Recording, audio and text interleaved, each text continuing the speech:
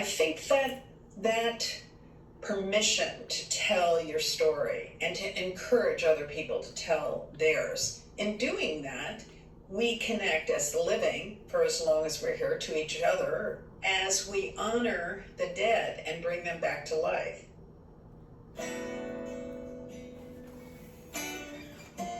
Welcome to Peaceful Exit, the podcast where we talk to creatives about death, dying, grief, and also life.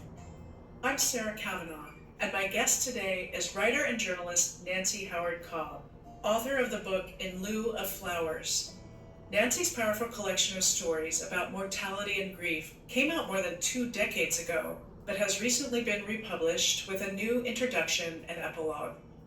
In the book, and in our conversation today, Nancy explores the deaths of her parents, the loss of a close friend, and the shattering discovery of a marriage built on lies.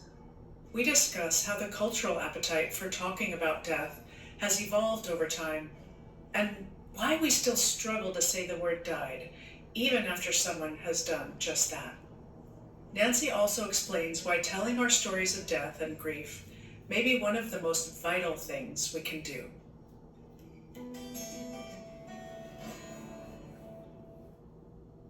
Nancy, welcome to Peaceful Exit.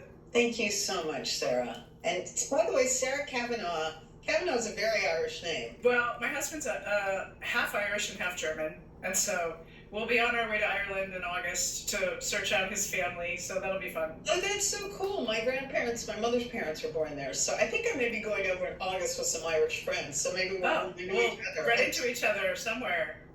Well, let's talk about your book. When I read this, I have to say, I kept nodding my head, and I wrote yes in the margins, and all these stories focus largely on grief and death, and it was published 25 years ago. What was the appetite at that time, culturally, for this kind of book? I think things have changed so much in terms of people are still afraid to talk about death. People are still awkward about it because of the euphemisms like passed away, which you will never hear me use. You know, we're born and we die, and what happens in between is our life. For instance, I had a whole chapter, and I said Dan Frank was this wonderful editor who unfortunately died too young at 68. But when I said, listen, I'm starting to talk to people about experiences they had with spirits or butterflies or bluebirds, and I don't know what else to do but bullet point it or number these things. I just have to. I can't put this in a cohesive paragraph and make it flow. But I think these stories are very important, and usually people would preface things by saying, I know this is going to sound weird, but this bluebird flew in the window was open, or the other day, my college roommate's brother was dying, and I had the kitchen door open, and a mourning dove flew in the kitchen, and I thought, oh, of course, that must be Ken.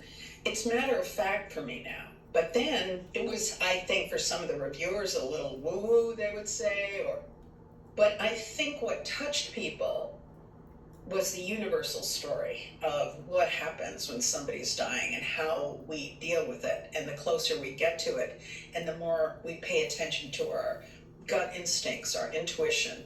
It's very much like birth. You know, when you're in that river, as you're giving birth, if you're fortunate enough to do that, it's quite an experience. And then nursing my mother out of the world, which I wasn't able to do with my father, it was a profound experience, and I think that this book is very female.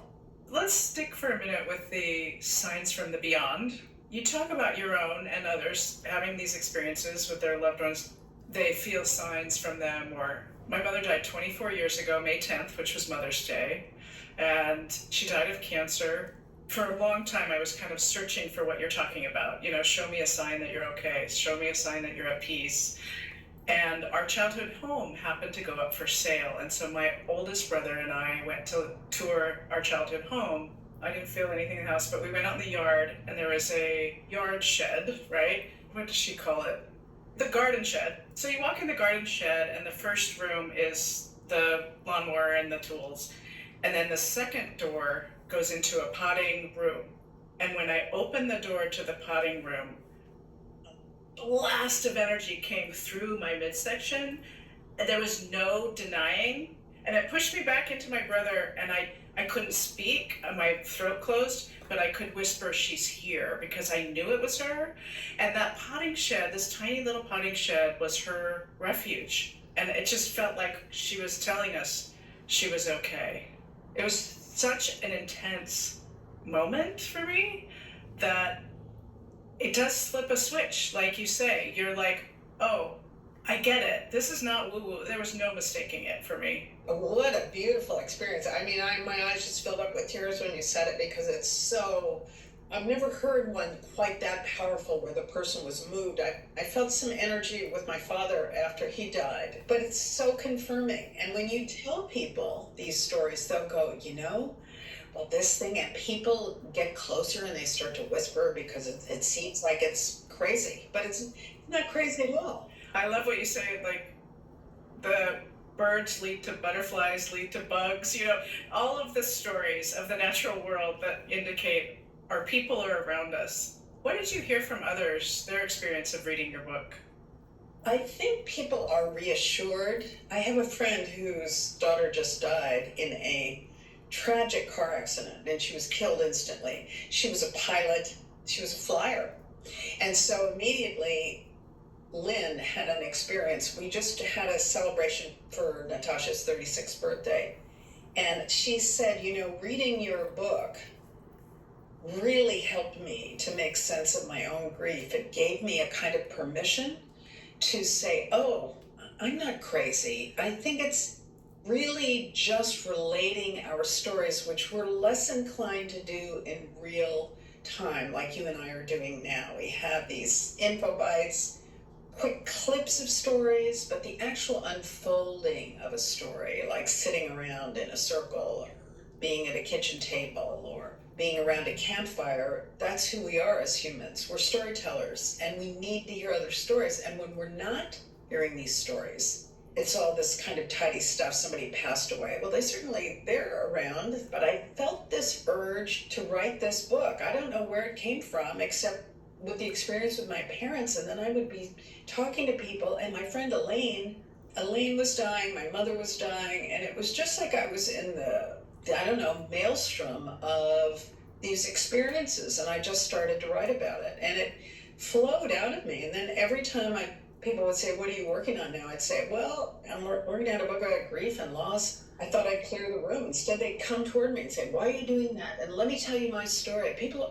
I say it in the book, it's corny, but I say people are dying to talk, and they are, because so many people are nervous about it and about saying anything. And there's no right or wrong thing to say. I mean, it's absolutely tragic. But often I'll say, have you had any experiences or signs or whatever it is? So the mystery and the magic of this, I hope I do justice to this notion in the book.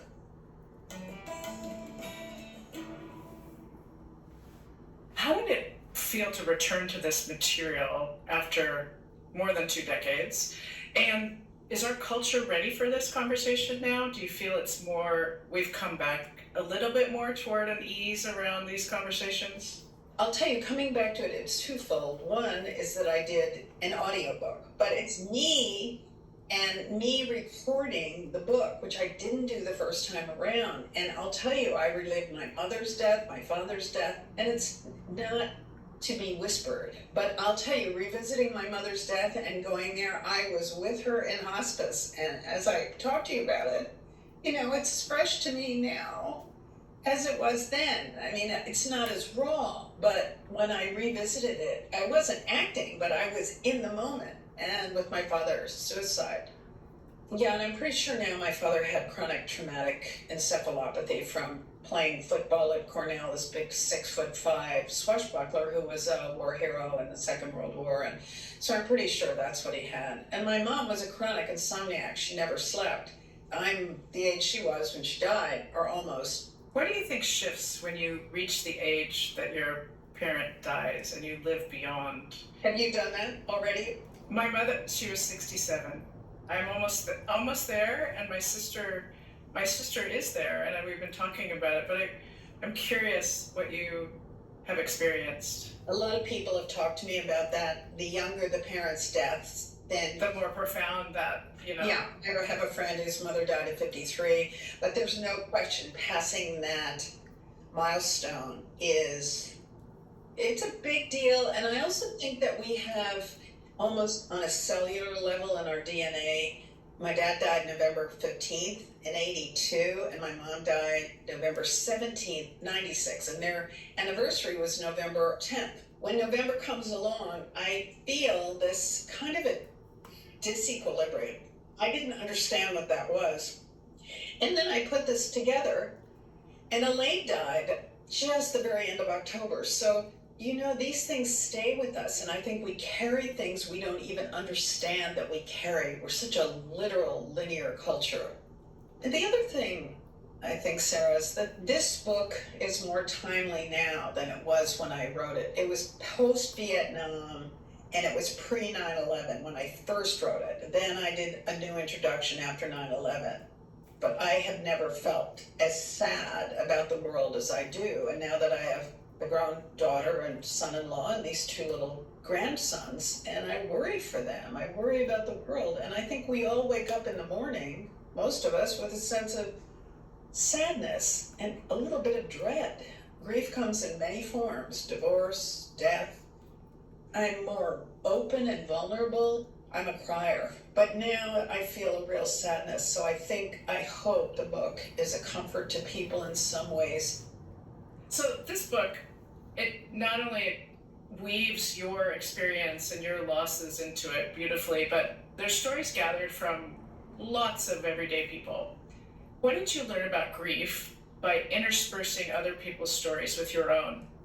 Well, one thing I realized is once I got through my own grief of my parents and Elaine, I needed to find other stories. Otherwise, it would have been, a 40-page book. So what I learned was people were not only willing, but eager to talk about their experience. I think that permission to tell your story and to encourage other people to tell theirs. In doing that, we connect as the living, for as long as we're here, to each other, as we honor the dead and bring them back to life. I think that the wisdom of the collective has informed my heart, my spirit, my life, my work.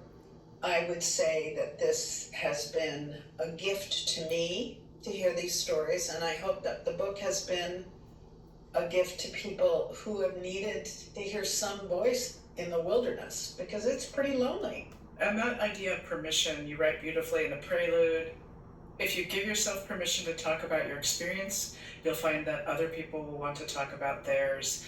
And I think that's very true. I'm actually coming out with a book in the fall, and I feature all sorts of other stories. I learned so much, and it was such a gift to me in my life to talk to people about their experience. And it wasn't all about loss. What's it called? Peaceful Exit. It'll be the same name as the podcast, actually, because what it's all about for me is imagining into the world we want to live in, and the world we want to live in is one where we can talk about death, we can accept our mortality.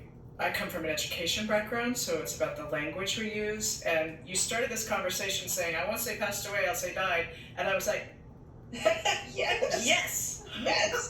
I mean, passed away? What is that? I think people are so uncomfortable, and They need to tidy it up. Also for me, this conversation, you can talk to anyone, because everyone is mortal. There's not a person on this planet that will stick around forever. So that's what I love about this conversation. But speaking of your own story, your epilogue shares an intimate story about marrying, as you put it, a malignant narcissist. And we've never talked in Peaceful Exit about the grief of gaslighting. And can you explain first what is gaslighting? Yes. And why it causes grief? First of all, he was a perpetual philanderer, which I didn't know. And I thought we were having a happy life, and I talk about it. My first book was called How They Met. I interviewed all 30 famous couples about how they met each other and talked about our story in the beginning. And then just as soon as I finished that book and it came out, I found out I was confiding in this friend who I said, I just feel like he's having an affair. And she said, oh, you're crazy. Turned out she was the one he was having the affair with. And this is while my mother is going downhill with dementia. I mean, if you want a perfect storm, I was living in it. I lost 30 pounds. I couldn't, I could barely get out of bed, and I had an adolescent who, by definition, thought I was a jerk. So it was a little scary to write that, but I think that cracking open of being lied to, gaslight has to do with somebody lying, and if you catch them in their lie, and if you name it and they make you feel crazier by saying, I don't know what you're talking about. If you watch, it came from the film Gaslight, which is an old black and white film. And so what I say is it was more searing than my parents' deaths to find out the life I thought I was living was not. And the person that I thought I was with was a liar. To have that happen and to watch your whole life disintegrate as your mother's disintegrating with the same kind of a weird dementia that my father had, it was almost more than I could take. But here I am. I don't know if you've read Anne Lamott's books, but every one of them, I just think she's so funny and so candid. She's part of our season 7. Don't you just love her? She just with dreads but she's the one who said, and I quote her, she said, you know what? You own your story. And if people wanted you to write nicely about them, they should have behaved better. What did you do personally to metabolize all of that grief? It took me a while. I felt pretty crazy. And what I write in the book, and I think it's really sad, is that the way I think about it now, holding on to anger doesn't do you any good. It just devours its own carton. So you got to get rid of the anger. And once I asked for divorce, I traveled all over the world. I traveled where he would never have the chops to go. I lived in India for 2 months. It was wonderful. And I had a bunch of boyfriends. And I lived my life as I saw fit. My daughter at that point was grown, and somehow you need to jettison the things that really are not helpful. Holding on to these things. Why would that happen? Oh, when this happened, then that must have been happening. You start going, you go down this Nancy Drew trail of being a detective, and then you think, what's the point of that? But writing about it actually was very satisfying. It wasn't revenge.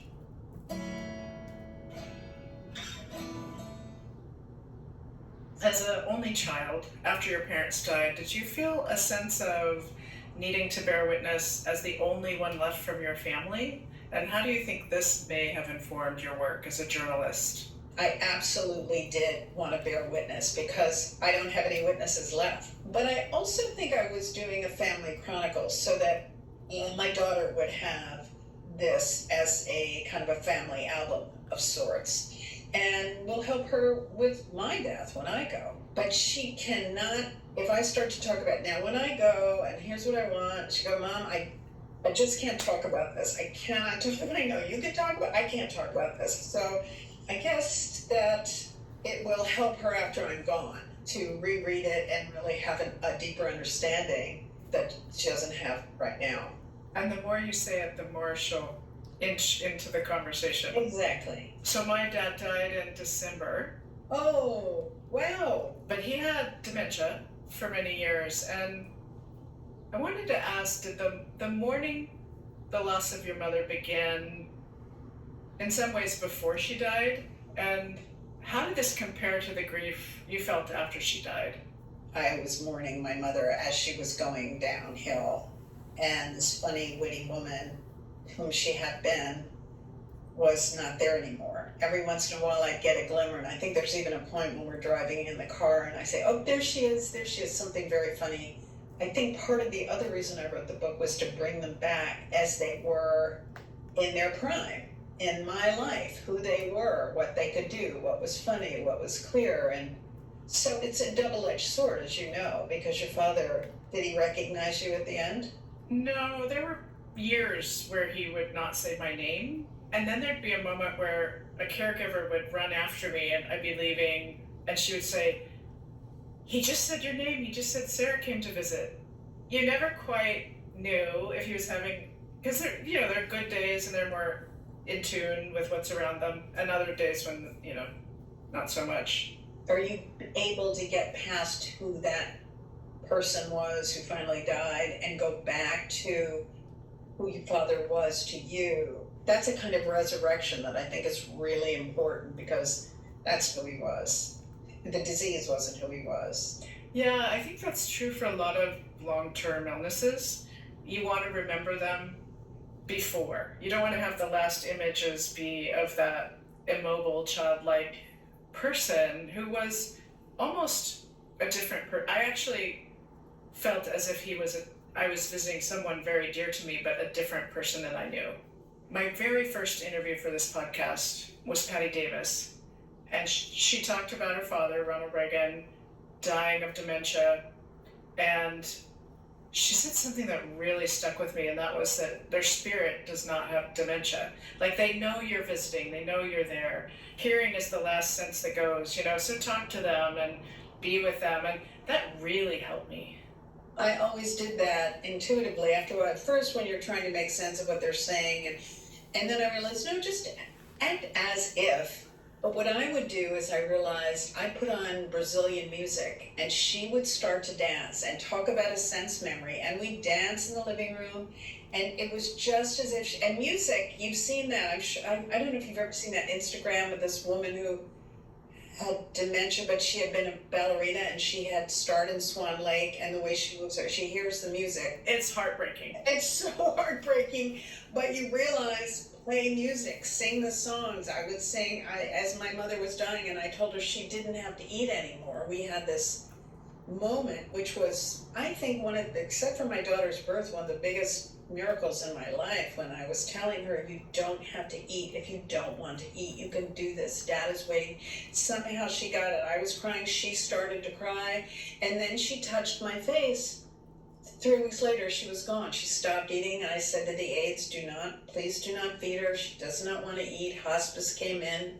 It was such a sacred moment to be able to be with my mother during that period of her will and her own strength allowing her to go. Nobody's forcing applesauce on her like I was trying to do, and realizing, what am I doing? To what end?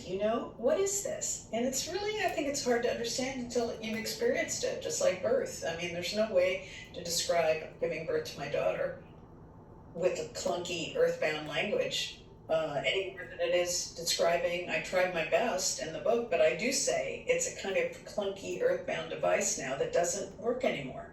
Do we need a new language for it? We do.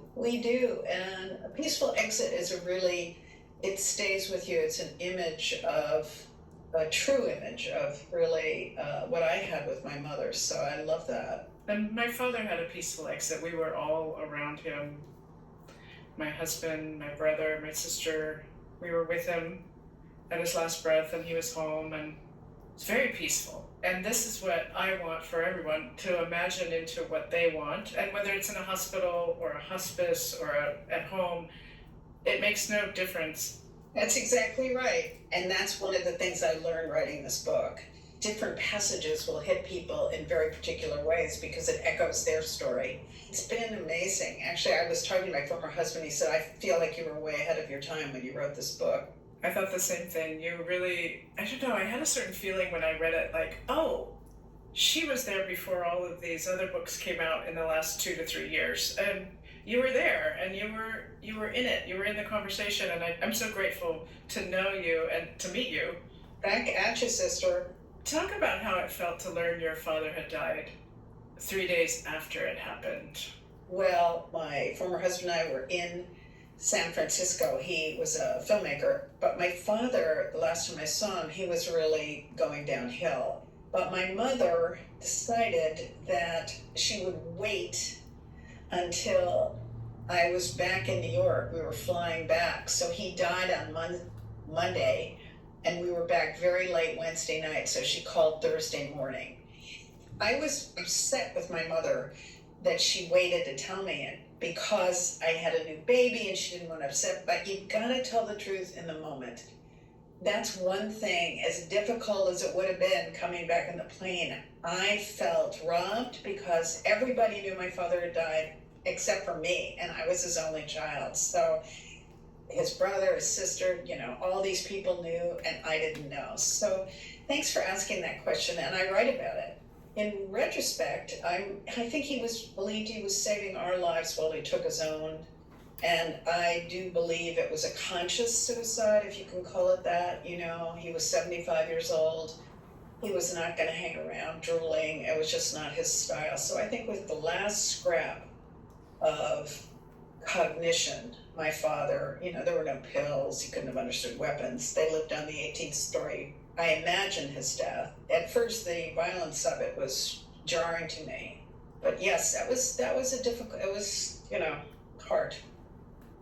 Both of our projects, Peaceful Exit for me and In Lieu of Flowers for you, are built on the idea that talking about death dispels our fears and builds our courage. In your experience in talking to hundreds of people, hospices, medical schools, conferences over the years, have you found that to be true? I think it depends. It certainly depends on the person. But I think there are ambushes that happen, especially in the first year or two or three. You'll be somewhere and you'll smell something, or you'll see something, or you'll hear a song and it would just hurt your heart. I mean, I can't even, there are just so many things where one is ambushed. So it's okay to be human, and it's okay to be vulnerable, and it's okay to lie down on the floor and howl if you need to do that. And some people need to do much longer than others. It depends on who died. It's like snowflakes, every single one. Just as your birth was different than anyone else's, your death will be different. And how you deal with it. I'm not particularly afraid to die. I think people always don't want to die in pain, you know, and I think that's what hospice is about. That's what palliative care is about. It feels to me like when we put language around things, it lowers our fear, it heightens our tolerance for these kind of conversations, and hopefully it's helpful to people. What are you curious about now? And what's the question about death that you yourself are still sitting with that you haven't fully answered? One of the things is, it's not so much about death, it's being 76 years old and realizing I'm in the last couple of furlongs here at best. I'm working on another book now, but I realize this, where exactly do I want to be in my life? It doesn't have to do with ambition as much as realizing, you know, wow, how did I get to this age? And I'm so grateful that I don't have dementia, that I can still talk and communicate and write, and that's a gift. Because I know a lot of people who are either dead or dying or have not had the same good fortune. So I think I need to be mindful and grateful for the time I have left. There's something about turning 50, it's like, nah, 60, nah. All of a sudden, when you turn 70, it's like, whoa, okay. I did a film project interviewing elder philanthropists, lifelong philanthropists, and there was such a difference between interviewing someone who is 68, 69 and 70. There was an absolute demarcation at 70. A question I ask all my guests: what does a peaceful exit mean to you? Oh, gosh. I would like to go out with my family around me, my kids, my daughter, my son-in-law, my grandkids.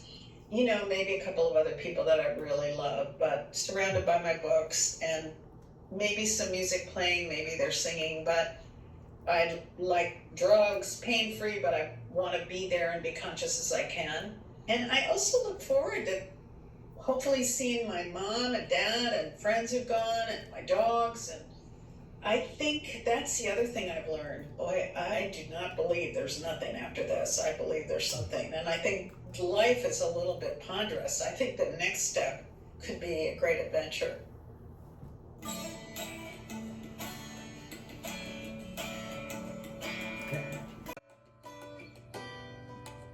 Thank you for listening to Peaceful Exit.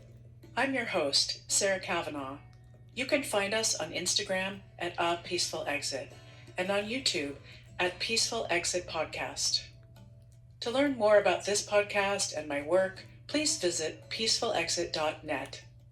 You can also send us an email and let us know what you thought of this episode or share an idea for a new episode. We're at peacefulexitpodcast@gmail.com. Our senior producer is Julie Camphor, and our sound engineer is Jason Gambrill. Additional support from Cindy Gall and Sierra Austin. I have an amazing team. Original music provided by Ricardo Russell. Please make sure to follow us on YouTube, Spotify, or Apple Podcast and rate and review us wherever you listen. It really makes a difference. And please tell your friends about Peaceful Exit. As always, thank you for listening.